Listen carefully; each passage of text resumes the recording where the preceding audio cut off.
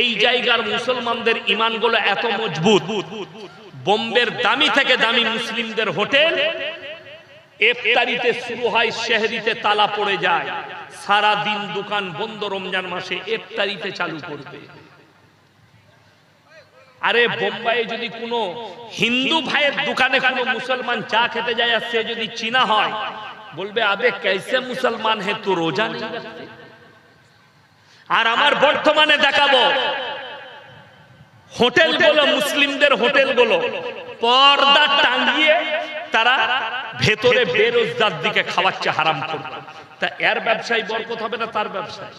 ভেবে আপনি দেখবেন, আপনি লোকের কাছ থেকে পয়সা লুটার জন্য ব্যবসা করেছেন আর তারা হালাল রিজকের জন্য ব্যবসা করেছে, হালাল রিজকের জন্য।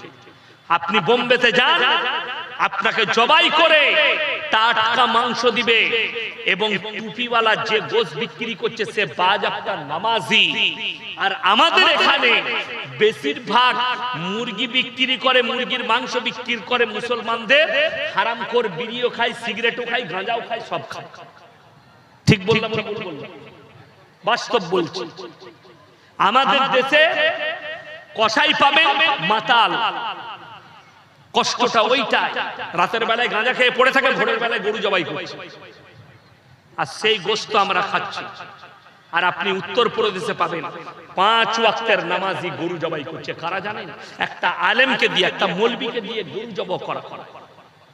এটাই কষ্ট, পার্থক্য।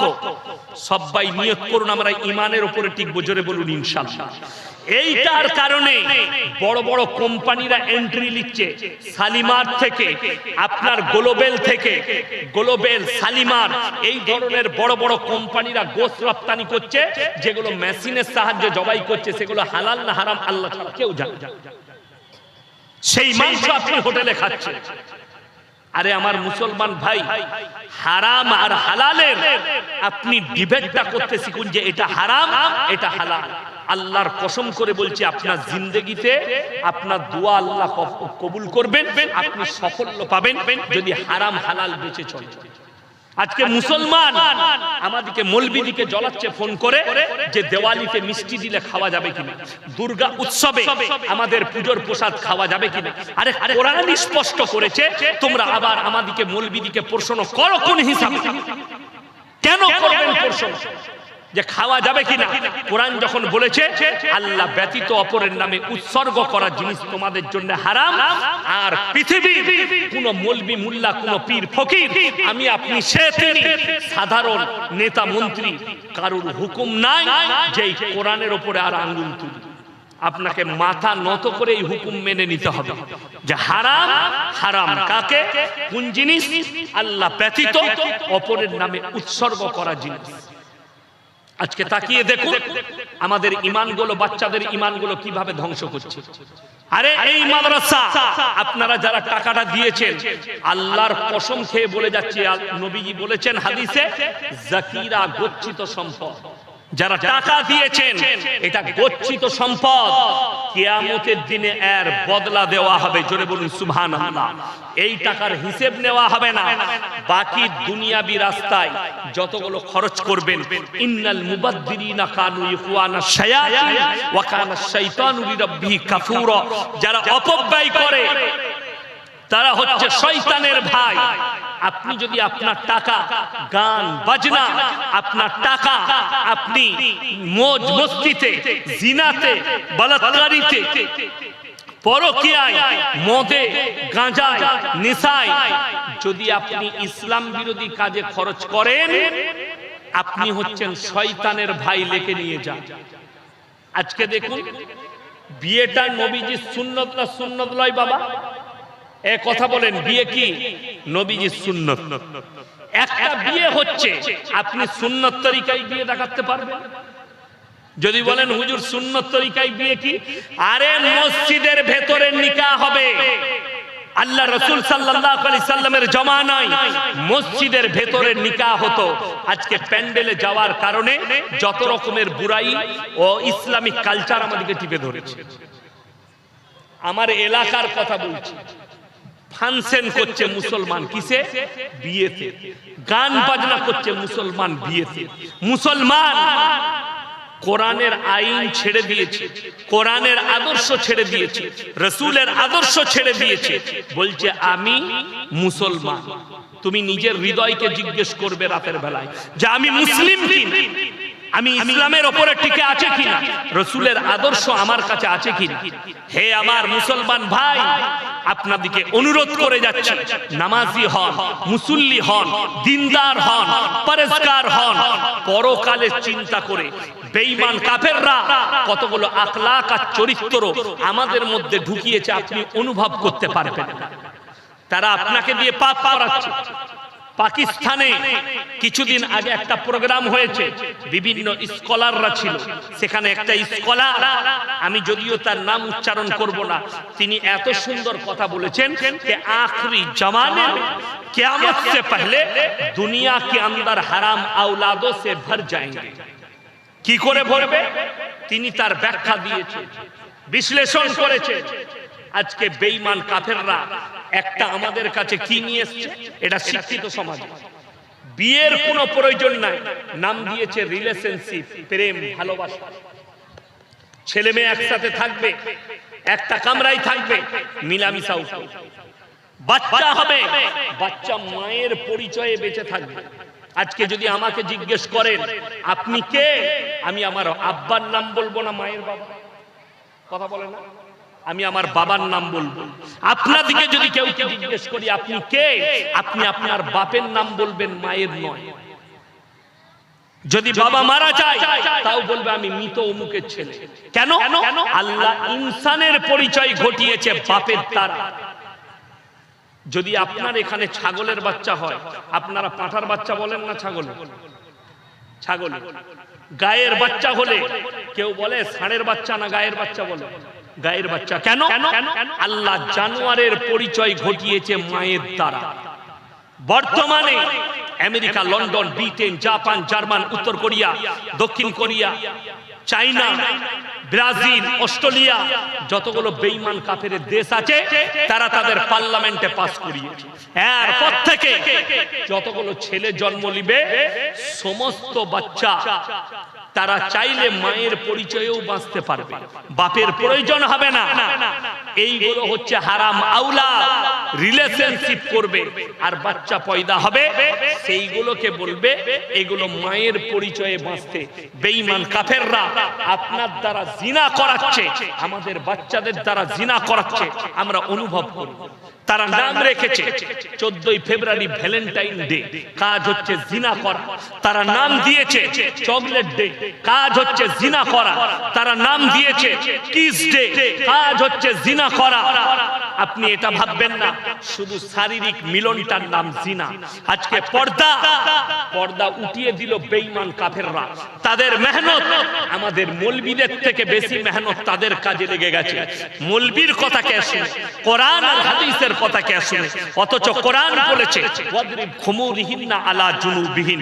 হে মুসলমান, তুমি তোমার বিটির পর্দা আনতে পারলে না, তোমার বিবির পর্দা আনতে পারলে না, তোমার পরিবারে পর্দা আনতে পারলে না, তোমার স্ত্রীর পর্দা আনতে পারলে না, তোমার বোনকে পর্দাই করতে পারলে না। তুমি নিজেকে মুসলমান আর মুমিন বলে দাবি করো। বেঈমান কাফেররা বেশি কাজে লাগিয়ে। আমি একটা লাইভ প্রুফ দিয়ে যাচ্ছি। পুরুষদের জন্য টাকনুর ওপরে কাপড় পরা সুন্নত।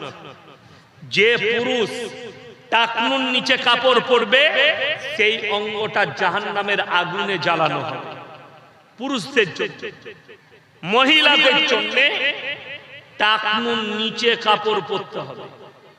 যে মহিলা টাকনুর ওপরে কাপড় পরবে, আপনাকে দেখিয়ে দেব বেঈমান কাফেররা মেয়েদের জন্য সালোয়ার বার করেছে। প্রত্যেকটা মেয়ে এই জায়গায় সালোয়ার পরছে।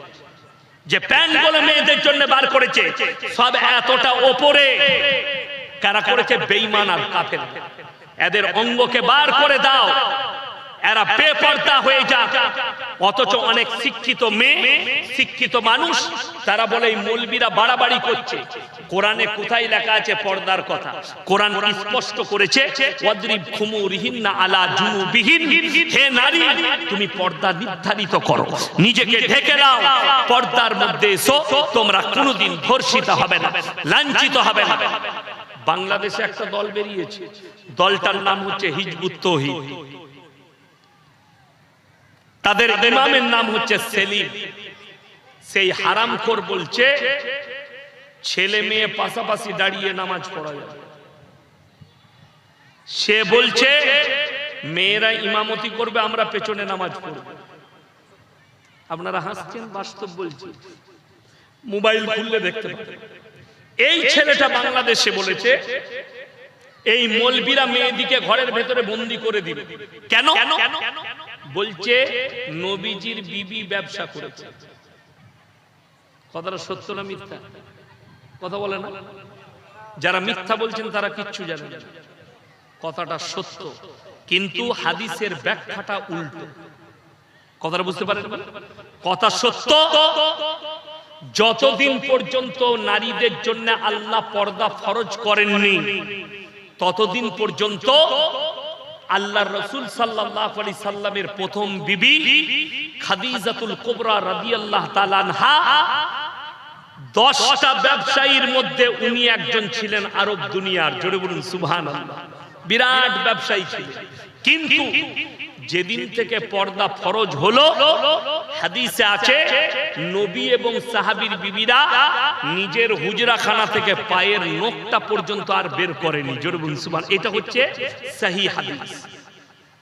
কিন্তু এই হারামখোর প্রথমের হাদিসটা নিয়েছে ব্যবসা, শেষ হাদিসটা লাইনি। কোনটা? যখন পর্দা ফরজ হয়নি তখনকার হাদিস হচ্ছে নবীর বিবি সাহাবীর বিবিরা ব্যবসা করেছে। কিন্তু যেদিন থেকে পর্দা ফরজ হয়েছে, সাহাবী এবং নবীর বিবিরা পায়ের নখটা পর্যন্ত বের করেনি। রাসূলের হাদিস মায়েরা ভালো করে শুনবেন, 3টে কারণ ছাড়া মেয়েরা বাড়ির বাইরে যেতে পাবে না। নাম্বার 1, যদি তোমার কাছের আত্মীয় মারা যায়। আমাদের দেশের মেয়েরা যেই মারা যাক গাড়ি ভর্তি করে চলে যাবে। ঠিক বললাম না ভুল বললাম?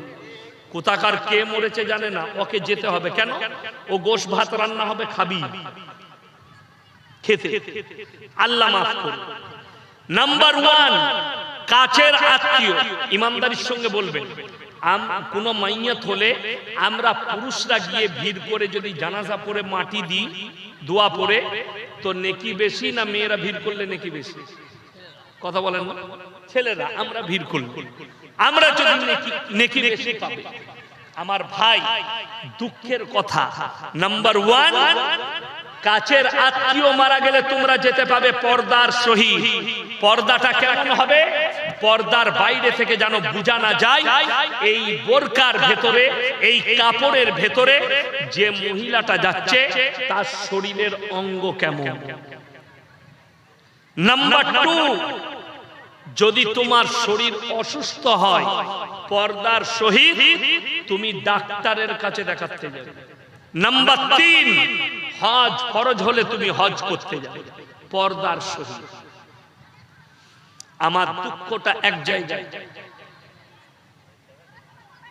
আপনি নিজেকে মুমিন বলে দাবি করেছেন, নামাজও পড়ছেন আপনি, কিন্তু দুঃখটা কোথায় জানেন? ফজরের নামাজ পড়েছে, বউকে নিয়ে গঙ্গা রামপুর যাবেন, না হলে মালদা যাবেন, না হলে গাজল যাবেন, ডাক্তার দেখাতে, না হলে বাজার করতে, শপিং করতে। আপনার ফুল হাত শার্ট, ফুল প্যান্ট, পেছনে বউ বসে আছে, বউয়ের পেটু বেরিয়ে আছে, পিঠু বেরিয়ে আছে, আপনি নিজেকে মুমিন বলে দাবি করেছেন। কথাটা বুঝাতে পারলাম? আরো ডিপলি বুঝাচ্ছি। ইনিয়ার আমি ধরেলেন বন্ধু, কিংবা ইনিয়ার আমি ক্লোজ বন্ধু। আচ্ছা, অন্তরের বন্ধু হলে ইয়ার কি হয় না হয় না? মজাক। ইনাকে যদি মজাক করে বলি, ভাই আপনার বিবির ব্লাউজের সাইজ কত, সম্পর্ক থাকবে না ছিন্ন হবে? কথা বলে না? ছিন্ন হবে। কেন?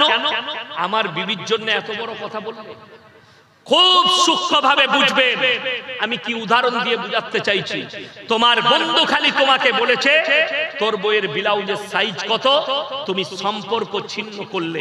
হাইরে মুসলমান, তোমার বিবি বাজারে গিয়ে একটা পর পুরুষ দোকানে আছে, সেখানে গিয়ে বলছে দাদা আমার 40 সাইজের ব্লাউজ দাও, তখন তোকে লজ্জা লাগে না? কথা বুঝাতে পারলাম? এরপরও যদি আপনার পর্দা না বুঝে আসে বিবি, তো তোমার থেকে দুর্ভাগ্যবান আর কেউ নেই। আজকে আমাদের বাড়িতে পর্দা না থাকার কারণে, আরে মুসলমানের দরজায় লেখা থাকবে বিনা অনুমতিতে পর পুরুষের প্রবেশ করা নিষেধ। আমাদের ঘরগুলো তো কি হয়ে আছে, আম হয়ে আছে। সকালবেলায় খালা কাজ করছে না কি করছে জানে না, ভাবি কি কাজে লিপ্ত আছে জানে না, পাড়ার ছেলে কই গো ভাবি বলে যা বুঝে, ভাবির মাথায় কাপড় নেই, গায়ে কাপড় নেই। সালামকে আম করুন, সালাম দেওয়া সুন্নত, উত্তর দেওয়া ওয়াজিব। আপনি যদি বাড়ির পুরুষ হন, তাও আপনাকে দরজায় সালাম দিতে হবে, আসসালামু আলাইকুম। কেন? বাড়িতে বিটি আছে, বোন আছে, মা আছে, আপনার বিবি আছে, তাদের শরীরের কাপড় সরে গেলে কাপড়টা ঢাকা দিবে। দরজায় লেখুন, হে আমার যুবকরা শোনো, বন্ধুত্বটা শেষ করো ক্লাবে, বন্ধুত্ব শেষ করো খেলার মাঠে, বন্ধুত্ব শেষ করো চায়ের দোকানে।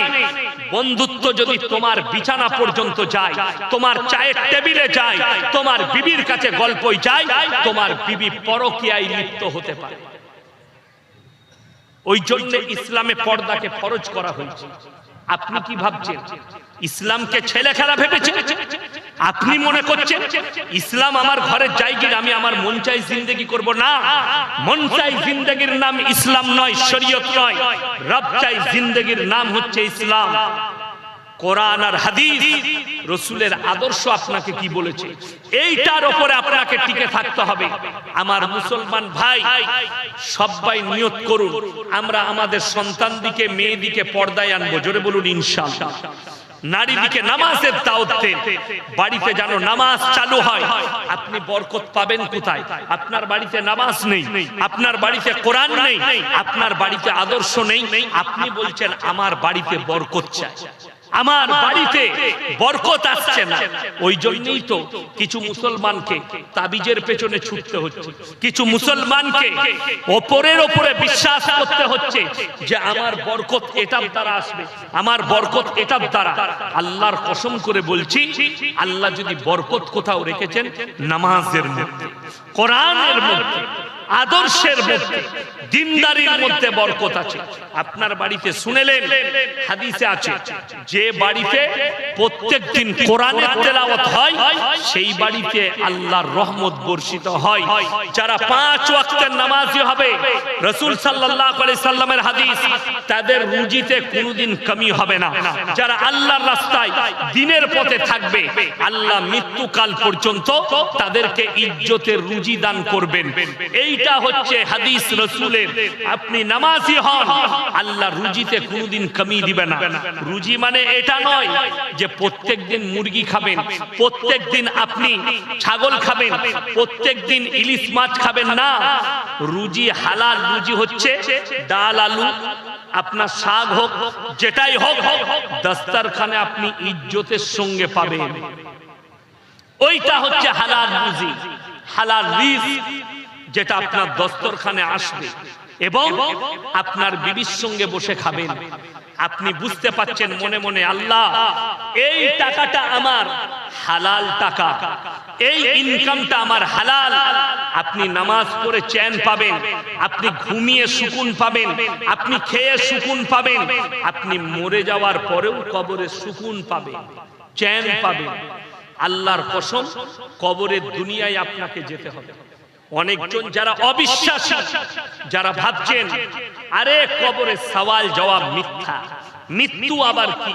আল্লাহ কোরআনে কসম খেয়েছেন, ওয়ান্নাজিয়াতি গরকা, আমি আল্লাহ কসম খাচ্ছি ওই ফেরেশতা যারা দ্রুত গতিতে তোমাদের শরীরে ডুব মারে। ওয়ান্নাজিয়াতি গরকা ওয়ান্নাশিতাতি নাশতা, আমি আল্লাহ আরো কসম খাচ্ছি ওই ফেরেশতা যারা দ্রুত গতিতে তোমাদের কাছে পৌঁছায় কবরে, তোমাদের বাঁধনগুলো খুলে দেয় আর তোমাদেরকে সওয়াল আর জবাব করবে। আল্লাহ কসম খেলেন, যারা অবিশ্বাসী, যারা ভাবেন আমরা মাটির সাথে মিশে যাই, আমরা হাড়গোড়গুলো মিশে যাই, আল্লাহ কিভাবে পুনরায় জীবিত করবেন। যারা ভাবছেন কিছু মানুষকে অন্যান্য ধর্মে পুড়িয়ে দেওয়া হয়, ছাই হয়ে যায়, আল্লাহ পুনরায় কিভাবে জীবিত করবেন, তাদের লেগে দুটো আল্লাহ উদাহরণ দিয়েছেন। নাম্বার ওয়ান, এক নম্বর হচ্ছে এই ঘাস যেগুলো দেখতে পাচ্ছেন, এগুলো বৈশাখ জ্যৈষ্ঠ মাসে মারা যায়, শেষ হয়ে যায়, আবার আষাঢ় শ্রাবণ মাসে বৃষ্টি পড়লে আল্লাহ পুনরায় জীবিত করেন। আমি যেভাবে আল্লাহ কোরআনে বললেন ঘাস মরে যাওয়ার পরে জীবিত করি, মানুষকে পুনরায় ওইভাবে আবার জীবিত করব। আমার ভাই, আল্লাহ কোরআনে অপর জায়গায় বললেন, লা উকসিমু বিয়াউমিল কিয়ামা ওয়া লা উকসিমু বিন-নাফসিল লাওয়ামা আয়াহসাবুল ইনসানু আল্লান নাজমা ইদামা ওয়ালা কাদিরিনা আলা আন নুসাওয়িয়া বানানা বাল ইউরিদুল ইনসানু লিয়াবজুরা আমামা ইয়াসআলু আইয়ানা ইয়াউমুল কিয়ামা। লা উকসিমু বিয়াউমিল কিয়ামা, আমি কসম খাচ্ছি কিয়ামতের দিনের। আল্লাহ কসম খেলেন কিয়ামতের দিনের। ওয়ালা উকসিমু বিন-নাফসিল লাওয়ামা, আর আমি কসম খাচ্ছি ওই সমস্ত আত্মার যারা বলে আমরা মিটে যাওয়ার পরে আল্লাহ পুনরায় কি করে জীবিত করবেন। আয়াহসাবুল ইনসানু আল্লান নাজমা ইদামা, আল্লাহ বললেন বালা কাদিরিনা আলা আন নুসাওয়িয়া বানানা বাল ইউরিদুল ইনসানু লিয়াবজুরা আমামা। শুধু মানুষের আকৃতি নয়, তাদের আঙ্গুলে, তাদের হাতে যে লাকির গুলো আছে, যে দাগ গুলো আছে, আমি আল্লাহ পুনরায় ওইভাবেই আবার করতে সক্ষম। জোরে বলুন সুবহানাল্লাহ। ওইভাবেই দাঁড় করিয়ে দেব, এটাতে আমি আল্লাহ সক্ষম আছি। তোমরা মানো আর না মানো। বেঈমান কাফেররা আল্লাহকে প্রশ্ন ছুড়েছে, হে আল্লাহ, হে আল্লাহ